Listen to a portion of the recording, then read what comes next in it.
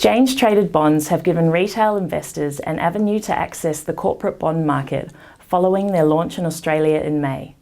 Joining me today to discuss the benefits XTBs offer and how they differ from other investment products is Australian corporate bond company Chief Executive and co-founder Richard Murphy. Welcome, Richard. Thank you. Thanks for having me. So, Richard, what are XTBs? XTBs are exchange-traded bond units. Essentially, until now, you couldn't get access to a BHP bond, a Telstra bond, a Woolworths bond directly on the ASX because they're only traded in the wholesale market. So what XTBs are is a security that essentially takes some of that bond and puts it onto the ASX in a securitized form. So basically you can access now literally a BHP bond, a Telstra bond, a Woolworths bond, and 16 other or 17 other XTBs until a week ago. Then we launched 6 more. And then tomorrow we're launching another 6, and next week we're launching another 4. So it'll be an ever-growing number of individual securities that give you the returns from the BHP bond or the Telstra bond as if you were actually owning them. So they will live and die with the underlying bond, so that they'll be 3 years old, or 3 years to run, or 5 years to run, or 7 years to run, depending on the bond, and all of the coupons flow through to you as the investor, and the final principal flows through. So it's basically the idea is to take something that you couldn't get previously, which was access to the corporate bond market, which is an institutional market, and putting it onto the ASX to allow you to get access to it. Okay, and how do they differ from other offerings in the market?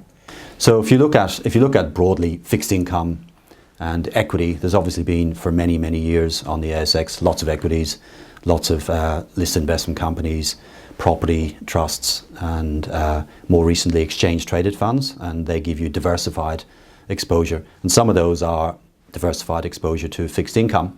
What this is for the first time getting access on an individual basis to individual corporate bonds that you otherwise couldn't get. You can also get access to hybrid securities, which are more risky and more volatile. Senior bonds, which these are a lot more capital stable. So this gives you access to them on an individual basis. So you could say, okay, I like Telstra, I like Lendlease, I like Horizon, and I like Qantas, and that's my portfolio, rather than having to go for a very broad portfolio, which may well be dominated by government bonds, which drags down the returns. So it gives different features to all of those other securities. And really, if you're looking at a portfolio, and if you're an advisor looking at somebody's portfolio, you really want to be diversified into different asset classes. So this one is giving you an opportunity to say, right, I've got my equities, I do have some hybrids, but they're a bit volatile. I'm looking for something that's a bit more capital stable in the fixed income class, and I don't want to go for a government bond denominated or dominated ETF or managed fund. Give me 5 of these or 10 of these or even 1 or 2 of these individual bonds because I like Telstra or I like Woolworths or I like Qantas, for example. Okay, and what benefit do they offer for investors? Well, it's really that the starting benefit is diversification. So if you put all of your money, all of your eggs into one basket, everybody knows that's basically a silly thing to do. You get what happens when you get market downturns in equities, like a GFC, or the 5 or 6 or 7 downturns we've had since that you'll have too much volatility in your portfolio. So people are saying, well, I panicked at the GFC and I put all the money into a bank account, and now the money's starting to come out of the bank account, but where do I put it? And so XTBs senior bonds are one destination for money in a bank account where the returns are now 1 point something or 2 point something. And this gives you a range of very senior debt of companies ranging from 2.75% up to 5% returns. And then beyond that is into equities and ETFs and hybrids and other more risky investments. So really the benefit that it's giving you is a solid base for your portfolio that will not move around with equities. So when equities over the last, the September quarter is the worst quarter in about 7 years. And equities, of course, plummeted. Hybrids fell after them because they're supposed to do that, whereas senior bonds stayed there as a sort of stable base, as cash would in a bank account. But the returns there are lower because it's even safer in a bank account. And so corporate bonds are one step up in risk, because the risk of Qantas is not the same as the risk of a bank. So you get more, but it doesn't move around a lot like equities and hybrids and more things like structured products, etc., and derivatives.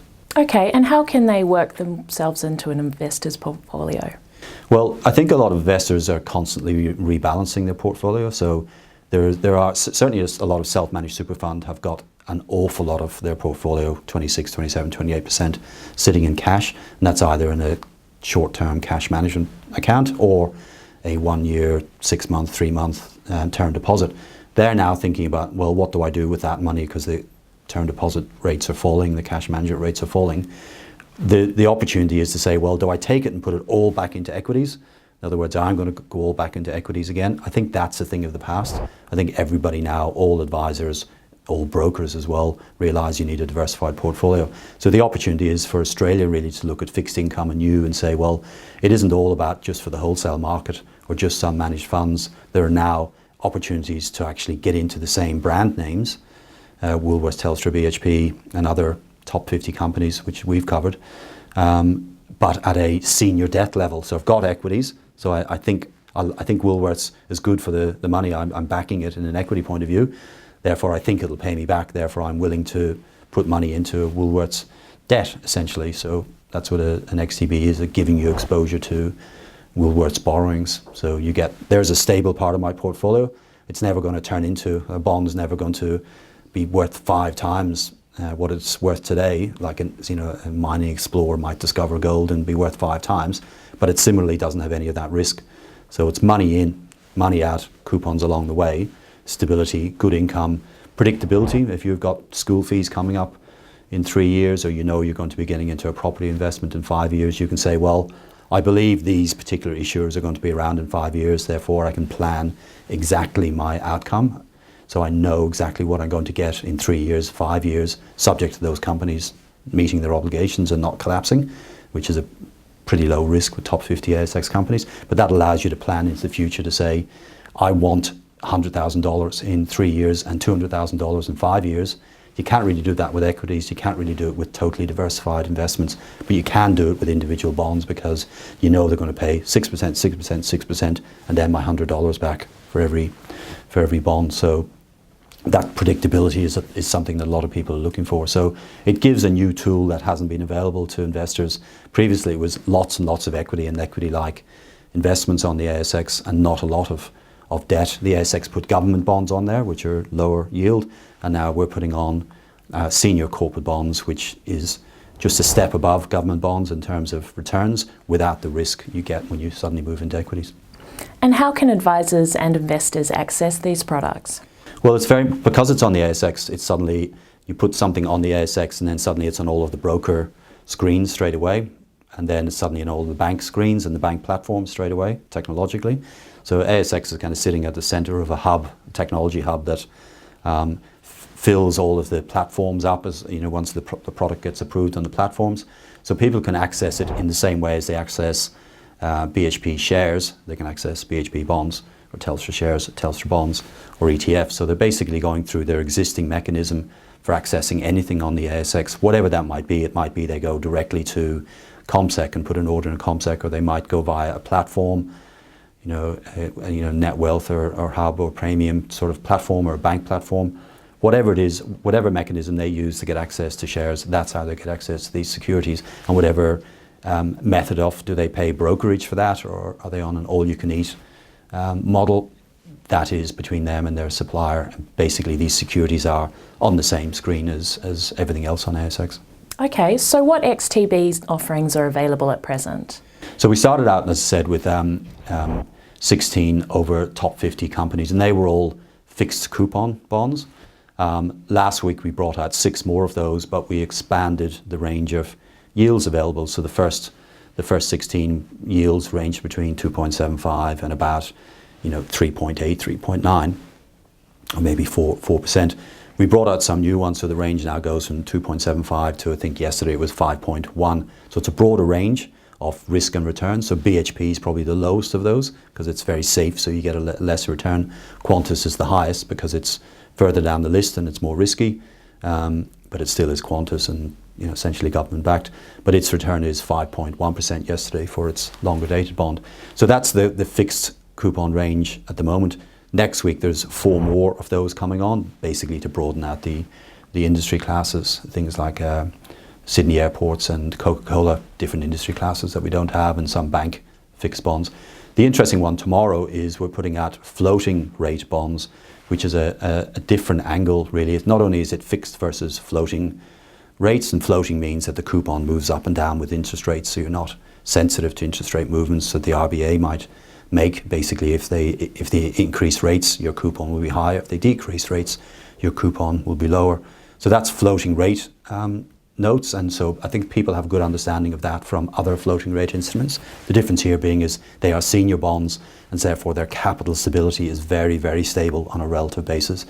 They basically, if you look at the last 2 years of the Bank of Queensland floating rate note that we're bringing out, or the XTB over it, its last 2 years is very, very stable. National Australia Bank is a bit less stable, but it really doesn't track an awful lot, very far away from the $100 par value. That brings in a new angle for us, which is, well, if it actually stays around $100 for the life, and it might go to $100.50 and back down again, then it can actually become a cash management tool. So a lot of people have got cash that they don't want to invest in equities or hybrids or property, but they need access to that cash. If you have an instrument on the ASX that is really quite, you could call it boring, because it just stays at $100 or thereabouts for the life, which might be a year, 3 years, 5 years, but it basically stays around that level, then you could actually see that as is that a listed cash investment? Cash is either in short-term bank accounts, like short-term term deposits, or at-call cash investments, like a cash management trust.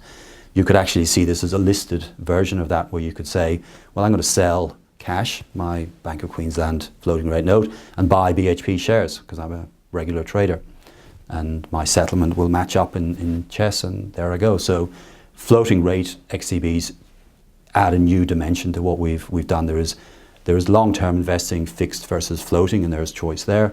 And this brings in, well, actually for very short-term cash investment, that none of the other securities, you couldn't put your money in BHP shares and treat that like a cash investment, because it'll go up and down, and you need your money in cash to be $100, to be close to $100 when you take it out. So none of the other instruments in ASX really do that, the main body of ASX traded securities. This brings in an opportunity. There is one other that I'm aware of, but basically there's not a lot of listed cash type of opportunities, and there's an awful lot of money in cash. So there's billions in cash management trusts and cash management account, and many billions in very short dated term deposits. So this gives those advisors an option to say, well, what are the yields? The yields on these floating rate instruments are between 2.6 up to 3.2 in the short term. If you hold longer term, they're to maturity, they're slightly less. But if you're a short term investor, 2.6 to 3.2, and you've got money in cash for 6 weeks, then you'll be weighing up, well, do I put it in a cash management trust over here earning 1.8, or can I put it into this instrument and earn 2.8, 3.2, whichever one you pick, which is obviously higher. And the slight difference being is that this one will move slightly around $100, so it might go up to 50 cents or down to $99.50, whereas $100 in the bank is $100 in the bank. But people will weigh up the balance there between, actually I'm getting a much better return for this relative stability. I'm getting 3.2% versus 1.8. I think I'll go for that. Or somebody might say, no, I need my $100 to be exactly $100. I don't want to take the 50 cent risk, basically. But they'll weigh that up, and advisors will weigh it up, and they might say, well, I'll need some money in a cash management account, but I'll move some of it into a market environment and get the better returns. Okay, so what's next for ACBC? Well, there's an awful lot of education to do. We'll keep out rolling out new products. So we've had a spurt of 3 launches last week, this week, and next week. In the new year, we'll launch more. Nothing between now and Christmas. But in the new year, we'll launch some more and keep rolling out the product. And in the meantime, the most important thing for us to do is to educate brokers, advisors, and their end clients by doing seminars, doing face-to-face meetings, explaining how all of these things work, because an awful lot of this is relatively new. So for 20 years, it's equities, equities, equities. And then the GFC, everybody realizes they've got to diversify. And then, therefore, there's a need for education on, well, what is available in the fixed income space, and how do they work, and what are the risks, and how do they perform in the market? How stable is that capital stability versus hybrids, which are more volatile, versus equities, which are very volatile. So how do you weigh all of that up, and how do I structure a portfolio? So that's an awful lot of education. So that's what's next for us. Okay, fantastic. Thanks so much for joining me, Richard. Pleasure. Thank you for having me.